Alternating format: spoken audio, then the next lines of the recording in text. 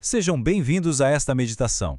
Hoje, vamos nos aprofundar em um momento de imensa solenidade, a jornada final de Jesus a caminho de Jerusalém. E pensem bem, não se trata de uma viagem qualquer, mas da subida ao Calvário. Nesse contexto de urgência, cada palavra de Cristo tem o peso de um testamento. E é bem no meio desse caminho que alguém faz uma pergunta que ecoa na alma de todos nós. Senhor, são poucos os que se salvam? É uma questão que vem, da nossa mais profunda inquietação sobre o nosso destino eterno. E aqui a gente vê a sabedoria do Mestre Divino. Jesus não se perde em especulações, em números. Ele pega essa curiosidade sobre quantos se salvam e vira o jogo. Transforma-a em um chamado urgente e muito pessoal sobre como nós podemos nos salvar. Vamos então ouvir com o coração aberto a resposta de Cristo. Uma resposta direta, desafiadora, que é o centro, o coração mesmo desta passagem. Prestem atenção nesta palavra, esforçai-vos. Essa é a chave de tudo. Jesus está nos dizendo que a vida cristã não é um caminho de conforto, mas sim de esforço. É um chamado para a ação, para uma vida de verdadeiro combate espiritual. E para a gente entender o peso disso, vale a pena olhar a palavra no original grego, agonizeste. Sabe de onde vem a nossa palavra agonia? Vem daí. Então não se trata de uma tentativa qualquer, de fazer o que dá. Não. É um combate vigoroso, uma luta de atleta, uma luta espiritual. Isso revela a seriedade do esforço que nos é pedido. E como se trava esse combate? Com armas espirituais. E veja bem, não são coisas soltas, sabe? É um conjunto de práticas que funcionam juntas, como nos ensinaram os grandes mestres como São Tomás de Aquino. A oração nos conecta com Deus, nossa fonte de força. A penitência fortalece nossa vontade. A vigilância nos protege do nosso próprio egoísmo. E tudo isso junto culmina na aquisição das virtudes. O Evangelho, então, nos mostra dois caminhos. Um contraste bem claro. De um lado, a porta larga, o caminho do mais fácil, das concessões ao mundo. Do outro, a porta estreita, o caminho da humildade.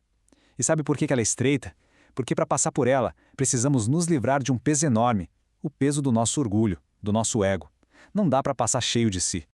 E Santo Agostinho, o grande doutor da graça, resumiu isso perfeitamente. Deus resiste aos soberbos, mas dá a sua graça aos humildes. Ou seja, é a humildade que destrava nosso coração para receber a graça de Deus. E é só com essa graça, com essa força, que conseguimos atravessar a porta estreita. Só que a reflexão não termina aqui, fica ainda mais séria.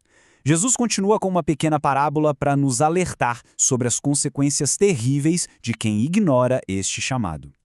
É uma imagem muito forte, não é? A porta se fechando. Um momento dramático, sem volta. A oportunidade de entrar acabou. Para sempre. É o fim do tempo da misericórdia e o início do tempo da justiça divina. E aí escutem só a desculpa trágica de quem ficou do lado de fora. Tentam argumentar com uma familiaridade bem superficial, uma religiosidade só de fachada, que nunca de verdade tocou o coração ou transformou suas vidas. E a resposta de Cristo é terrível, é definitiva. Quando ele diz, não sei de onde sois, não é que ele esqueceu, claro que não. É uma sentença judicial. É como se dissesse, a vida de vocês, suas obras, foram incompatíveis com o meu evangelho. Mas, e aqui vem uma virada linda. Depois desse alerta tão severo, o evangelho se abre. Ele nos mostra uma visão de esperança, de uma misericórdia que abraça o mundo inteiro. Essas palavras são poderosíssimas. Elas destroem qualquer ideia de um Deus exclusivo ou de uma salvação restrita a um só povo. O convite de Deus é universal, é para todos de todos os cantos da terra. Então, o ponto central é esse, entende? O banquete do céu não tem fronteiras. Não depende de geografia ou de sangue, mas de um coração que se abre à fé. No final das contas, o reino de Deus é a casa do Pai, aberta a todos os seus filhos.